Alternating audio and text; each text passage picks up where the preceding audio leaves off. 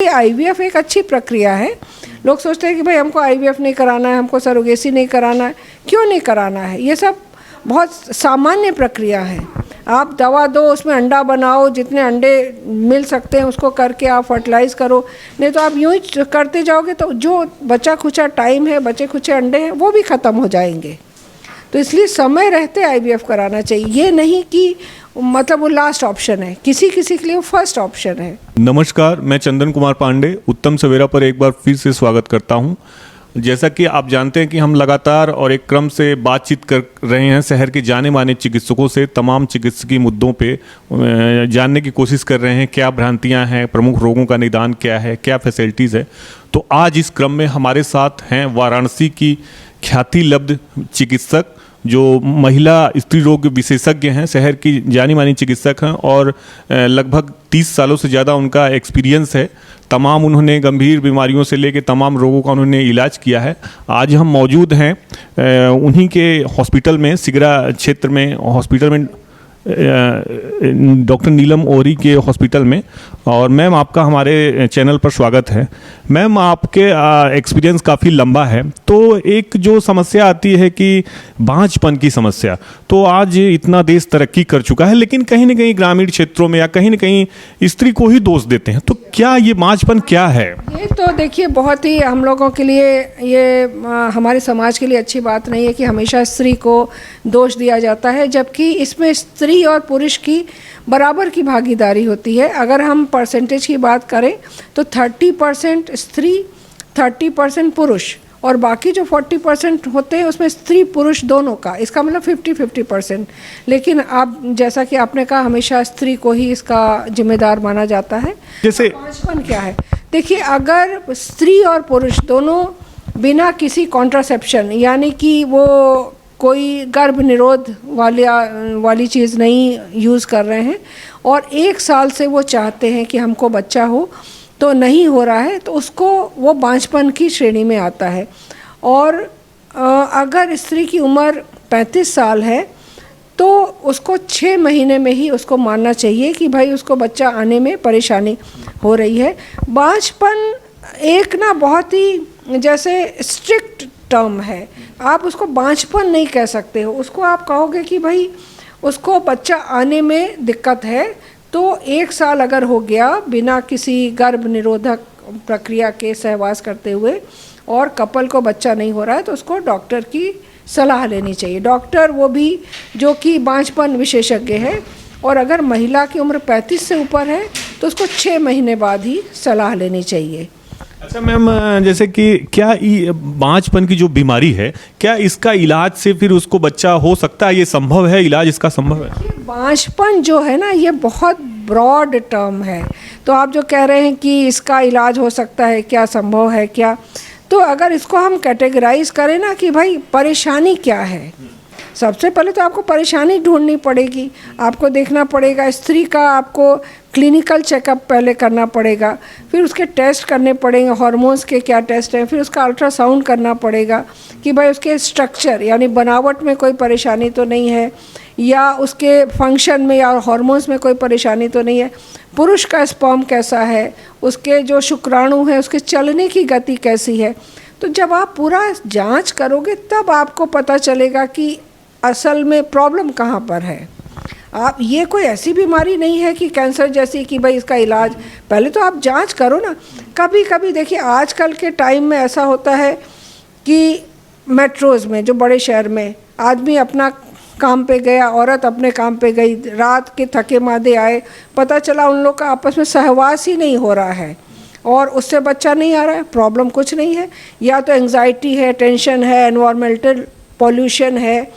तो इसकी वजह से जो शरीर पे क्षमता पे असर पड़ रहा है, अंडे की क्वालिटी पे असर पड़ रहा है, स्पर्म की क्वालिटी पे असर पड़ रहा है, तो उसकी वजह से बच्चा नहीं आ रहा है, तो उसको बीमारी नहीं कहेंगे, उसको कहेंगे कि भाई वो लाइफस्टाइल डिसऑर्डर है। मोटापा इतना ज़्यादा हो रहा है, कोई एकदम खा नहीं रहा है, पतला हो गया है, कोई इतना खा गया है कि खा रहा है कि मोटा हो जा रहा है, तो उससे हार्मोनल इम्बैलेंस हो जाता है। तो कई बार तो सिर्फ लाइफस्टाइल डिसऑर्डर है ये बांझपन। तो बांझपन कोई ऐसा बड़ा रोग नहीं आप कह सकते। कभी कभी बड़ा रोग हो जाता है कि बच्चेदानी का मांस खराब हो गया, इतना खराब हो गया कि उसके में बच्चा आ नहीं सकता, तो फिर उसको सरोगेसी की ज़रूरत पड़ती है। उसका ट्यूबरकुलोसिस या इन्फेक्शन की वजह से ख़राब हो गया तो उसको आईवीएफ की ज़रूरत पड़ती है। उसके स्पर्म्स के चलने में कमी है, उसका अंडा ठीक से नहीं बन रहा है, तो उसको आईयूआई एक प्रक्रिया होती है, इंट्रा यूट्राइन इंसेमिनेशन, तो उसको कराने की ज़रूरत पड़ती है। तो इस तरह से सबसे पहले तो हमको कारण जानना पड़ता है, फिर अकॉर्डिंगली उसका इलाज करना होता है। अच्छा मैम, सरोगेसी की जो एक टेक्निक आई है तो उसको लेके कई महिलाएं डरती भी हैं, क्या ये कितना मुफीद है, कितना सिक्योर है, इसके बारे में थोड़ा। देखिए अभी जो है हम लोग का ये एआरटी और सरोगेसी लॉ सरकार ने बना दिया है, जो कि 25 जनवरी से लागू हो गया है। अब उसका जैसे पीसीपीएनडीटी के वो सब जोनल अधिकारी होते हैं, जैसे सीएमओ डीएम, वैसे इसके भी सब अधिकारी होंगे। तो अब जो सरोगेसी, पहले कॉमर्शियल सरोगेसी होता था कि आपने किसी को पैसा दे करके वो सरोगेट बना दिया, तो वो अब नहीं, अब वो एल्ट्रुइस्टिक सरोगेसी वो लोग कहते हैं कि भाई कोई विलिंग औरत है जो आपके लिए सरोगेट बनने को तैयार है। सरोगेट आप समझे, इसका मतलब है जैसे कि मैंने अभी पहले कहा कि किसी के बच्चेदानी का मांस बहुत ख़राब हो गया है, वो उसमें बच्चा नहीं रख सकती है, या फिर कभी कभी ऐसा होता है कि जन्म से ही किसी के पास बच्चेदानी नहीं है, या बच्चेदानी में बहुत सा ट्यूमर है या कुछ है, वो बच्चा नहीं रख सकती, या उसको बहुत सीवियर डायबिटीज़ है, हाइपरटेंशन है, हार्ट डिजीज़ है, वो बच्चा नहीं रख सकती। तो अगर वो बच्चेदानी में अपना बच्चा नहीं रख सकती है तो उसका अंडा लिया जाएगा और उसके आदमी का बीज लिया जाएगा, दोनों को मिलाया जाएगा, भ्रूण बनाया जाएगा और दूसरी औरत के बच्चेदानी में डाल दिया जाएगा, वहाँ वो बच्चा बढ़ेगा, उसको सरोगेसी कहते हैं। तो ये तो जिसको ज़रूरत होगी वो कराएगा, है ना। तो अभी तो जैसे बॉलीवुड एक्टर्स ने करा के इसको और बदनाम कर दिया, इसलिए लगता है कि गवर्नमेंट को सोचना ज़्यादा पड़ गया, लेकिन एक्चुअली जिसको ज़रूरत होती है तो उसके लिए वही रास्ता ही है। वो तो एक प्रक्रिया है ना। मैंने आपको कहा कि भाई बांझपन है तो आप पहले देखोगे कि परेशानी क्या है। अब उसका अंडा भी बन रहा है, आदमी का बीज भी ठीक है, पर उसकी बच्चेदानी में ऐसी प्रॉब्लम है कि वो बच्चा रख ही नहीं सकती है, आ ही नहीं सकता है। या तो बच्चा रुकेगा नहीं, या तो औरत को ऐसी परेशानी हो जाएगी कि उसकी जान चली जाएगी। तो उसमें सरोगेसी, बच्चा उनका है, बायोलॉजिकल चाइल्ड उनका है, और वो पर दूसरे के बच्चेदानी में पलेगा। तो इसके लिए पूरा लॉ बना हुआ है और कैसे करना है, कितने उम्र की औरत सरोगेसी करा सकती है, कितने उम्र का आदमी मतलब कपल हो तो सरोगेसी करा सकती है। इसमें सुरक्षा की दृष्टि से ये कितना मुफीद माना जाए? सुरक्षा उसमें जो सरोगेट है उसका आपको इंश्योरेंस कराना पड़ता है, जो वो इंटेंडिंग कपल यानी कि जिसको कराना है उसका इंश्योरेंस कराएगा, लाइफ का इंश्योरेंस। फिर वो जो बच्चा आता है वो तो आईवीएफ के द्वारा आता है, उसमें कोई दिक्कत नहीं है। फिर जैसे एक नॉर्मल डिलीवरी, नॉर्मल प्रेगनेंसी और डिलीवरी होती है उस तरह से होता है, तो सुरक्षित तो है ही भाई। जैसे वो अपना बच्चा पैदा करेगी वैसे वो दूसरे का बच्चा पैदा कर सकती है। मैम यहाँ वाराणसी में आपके संस्थान में ऐसी व्यवस्था है? हाँ हाँ, क्यों नहीं। सरोगेसी तो पहले तो ये तो कैसे, कितने केसेस? जो केसेस तो मैंने नहीं गिने, पर लोग आते रहते हैं, होता है। पर अब कॉमर्शियल सरोगेसी बंद है, अब एल्ट्रुइस्टिक होगी, और वो भी अब जैसे लॉ के अधीन अब जो भी होगा उस तरह से किया जाएगा। पर सरोगेसी इंडिया में अलाउड है, पर उसके कुछ लॉज हैं, मतलब कि इंडियन कपल ही होना चाहिए, फॉरेन नेशनल नहीं होना चाहिए, शादीशुदा होना चाहिए, 5 साल शादी के हो गए होने चाहिए, उसको सीएमओ से सर्टिफाइड होना चाहिए कि भाई इनको सरोगेसी की ज़रूरत है। तो इस तरह के बहुत से लॉ हैं, तो आप उसके अंतर्गत आप कर सकते हो, कोई दिक्कत नहीं। अच्छा मैम, जैसे आज की लाइफस्टाइल में लोग जागरूक हुए हैं और बच्चों के प्रति, पहले जहाँ 7-7 बच्चे होते थे, काफ़ी ज़्यादा बच्चे होते थे, अब 1-2 बच्चे हो रहे हैं, वो भी काफ़ी अंतर पे हो रहे हैं, जैसे 7 साल 8 साल। तो क्या जो 35-36 की एज में या 38 की एज में बच्चे पैदा होते, उसमें कितनी सुरक्षा है? क्या ये सही है? ज़्यादा उम्र में क्या होता? देखिए आजकल तो ना बहुत देर में शादी हो रही है, वो इसलिए कि औरतें, लड़कियां पढ़ बहुत रही हैं, अपने करियर के लिए बहुत ही ज़्यादा वो इच्छुक हैं और प्रगतिशील हैं, गंभीर हैं, तो देर में शादी हो रही है। कई बार तो 32-33 में शादी ही हो रही है। तो उनको 34-35 में ही बच्चा होगा। कभी वो लोग करियर और बढ़ाने के चक्कर में और भी देर करती हैं। तो उसमें यह है कि जैसे औरत का जो बायोलॉजिकल क्लॉक है, जो बायोलॉजिकल घड़ी है, वो तेज़ी से टिक करती है।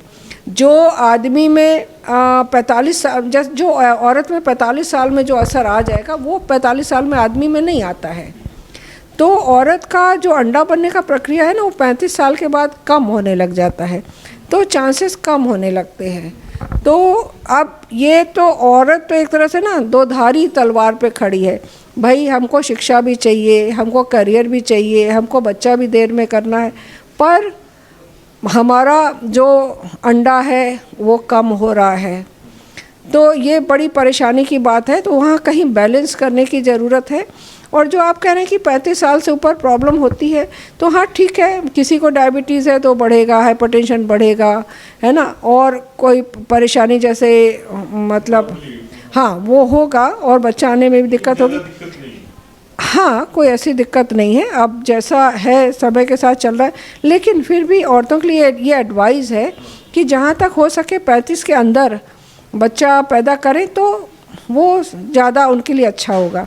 वैसे आजकल तो बड़े शहरों में या फॉरेन में जो मेट्रोज़ हैं, उसमें ये भी ऑप्शन है कि आप अपना अंडा निकलवा के और फ्रीज़ कर सकते हो। तो फ्रीज़ करने में तो वो कम से कम 10 साल फ्रीज़ रह सकता है। तो फ्रीज़ किया, फिर मान लीजिए उनको 5 साल के बाद लगा कि हमको बच्चा पैदा करना है, तो फिर वो संडे को लेके फिर वो IVF द्वारा ही होगा, क्योंकि अंडा तो बाहर है शरीर के। तो उसको IVF मतलब इन विट्रो फर्टिलाइजेशन के द्वारा उसको निषेचित किया जाएगा, फर्टिलाइज़ किया जाएगा, फिर उनके अंदर डाला जाएगा। अच्छा मैम, आप तो बहुत सीनियर हैं डॉक्टर शहर की, तो ये जैसे कभी कभी ये हम लोग देखते हैं, पहले से देखते आ रहे हैं कि किसी वुमेन को या महिला को 40 या उसके बाद अचानक से बच्चा होता है, उसके पहले हो नहीं रहता है, तो वो क्या स्थिति होती है? भाई वो अचानक कभी अंडा बन जाता है और उस समय उसको स्पर्म मिल गया तो हो सकता है बच्चा। तो इसको दैवी मतलब माना जाए? हाँ, ये वही मतलब बाय चांस हो गया। और अगर प्रॉपर उसका दवाओं के तौर पे या आपके केयर के तौर पे, आपकी देख रेख में दवाएं की जाए, तो कितना समय लग सकता है? अगर 40 साल में, जैसे हमने आपको बताया ना कि उसका टेस्ट करना पड़ता है कि भाई उसका अंडा बनाने की क्षमता कितनी है, उसकी गति कितनी है। फिर अगर वो 40 साल में उसकी अंडा बनाने की क्षमता घट गई है तो उसको बहुत बढ़ाया नहीं जा सकता है। जैसे कि आप 40 साल को 30 साल नहीं कर सकते हो, उसी तरह से आप हार्मोन्स को बहुत बढ़ा नहीं सकते। हाँ, उसको थोड़ा सपोर्ट दे सकते हैं आप, तो उसमें होता है। फिर उसके लिए IVF एक अच्छी प्रक्रिया है। लोग सोचते हैं कि भाई हमको IVF नहीं कराना है, हमको सरोगेसी नहीं कराना है। क्यों नहीं कराना है? ये सब बहुत सामान्य प्रक्रिया है। आप दवा दो, उसमें अंडा बनाओ, जितने अंडे मिल सकते हैं उसको करके आप फर्टिलाइज़ करो। नहीं तो आप यूँ ही करते जाओगे तो जो बचा खुचा टाइम है, बचे खुचे अंडे हैं, वो भी ख़त्म हो जाएंगे। तो इसलिए समय रहते IVF कराना चाहिए। ये नहीं कि मतलब वो लास्ट ऑप्शन है, किसी किसी के लिए वो फर्स्ट ऑप्शन है। मैम, ये मतलब महिलाओं को मानना चाहिए कि बांझपन कोई ऐसी समस्या नहीं है, अगर कंसल्ट किया जाए, अच्छे से दवा की जाए, तो ये दूर हो सकता है और अच्छा सा बच्चा हो सकता है। हाँ, बांझपन कोई ऐसी समस्या नहीं है भाई, आप उसको कोई बहुत बड़ी बीमारी मत समझिए, है ना। और जैसे बांझपन वर्ड सही नहीं है, उसको संतानहीनता अगर हिंदी में कहा जाए तो, जैसे हमारे इंग्लिश में वर्ड होता है, एक स्टरिलिटी होता है वर्ड। तो स्टरिलिटी का मतलब कि इसको बच्चा हो ही नहीं सकता। एक इनफर्टिलिटी वर्ड है कि भाई अभी नहीं हो पा रहा है। तो उसी तरह की चीज़ है कि भाई अभी नहीं हो पा रहा है, 1 साल के अंदर नहीं हो पाया, तो भाई हमारा टेस्ट करो कि क्यों नहीं हो पा रहा है, फिर हमको सपोर्ट दो। तो ये चीज़ है। आप वरिष्ठ चिकित्सक हैं, तो आपसे हम एक जानना चाहेंगे, दर्शक महिलाएं सुन सकती हैं कि जैसे कभी कभी उनको दिक्कत होती है तो काफ़ी ज़्यादा घबरा जाती हैं, जैसे किसी को समय पे माहवारी नहीं आना या और तरह की थायराइड की समस्या से घबराहट होना, हाइपरटेंशन होना, तो इन सब रोगों के लिए वो कैसे अपने को करें? देखिए, अगर मासिक समय से नहीं आ रहा है तो उसमें डॉक्टर से मिलना बहुत ज़रूरी है, क्योंकि अगर ये मतलब इसको हल्के में नहीं ले सकते, हल्के में नहीं लेना चाहिए। अगर उसको बच्चा भी चाहिए और वो जैसे एक रिप्रोडक्टिव एज की ग्रुप की है, मतलब 19 से लेकर कि अगर मान लीजिए 40 साल तक है, तो अगर उसको माहवारी सही नहीं आ रहा है तो उसको डॉक्टर से मिलना चाहिए। क्योंकि माहवारी सही टाइम पे आने का मतलब है कि आपके हार्मोन्स मोर और लेस सही हैं, ठीक है ना। पर बहुत 19 साल तक मैंने इसलिए कहा कि जब 13 साल में या 12 साल में 11 साल में मासिक आता है ना, तो शुरू में जो एक ये हाइपोथैलेमस पिट्यूटरी यहाँ पे जो ग्लैंड्स होती हैं और ओवरी, वो एक्सिस थोड़ी सी इमैच्योर होती है। तो शुरू में छोटे छोटे बच्चों को जो मासिक आता है वो इरेगुलर हो सकता है, उसमें बहुत घबराने की बात नहीं है, लेकिन जो बाद में उसको रेगुलर हो जाना चाहिए। और इसी संदर्भ में मैं आपको बता दूं, एक PCOS की बीमारी होती है, PCOD जो पुराना टर्म था, अब PCOS उसको कहते हैं। उसमें अक्सर मासिक चढ़ चढ़ के आता है, साथ में बहुत चेहरे पे बाल या मुहासे वगैरह हो जाते हैं और शरीर अक्सर मोटा हो जाता है। अल्ट्रासाउंड में पिक्चर मिलती है उसकी। तो उसके लिए बहुत जागरूक होने की ज़रूरत है और उसके लिए एक स्त्री रोग विशेषज्ञ को दिखाने की बहुत ज़रूरत है। और उसमें सबसे बड़ी बात यह है कि जो मैंने कहा कि बहुत सी डिजीज़ेज़ ऐसी हैं कि जो आजकल लाइफस्टाइल पर हैं, तो बहुत जैसे ऊपर हमेशा खाते रहना, इनएक्टिव रहना, फिज़िकल एक्टिविटी नहीं करना, मोटापा हो जाना, ये सब शरीर के लिए अच्छा नहीं है। और इससे हार्मोनल इम्बैलेंस बहुत होता है।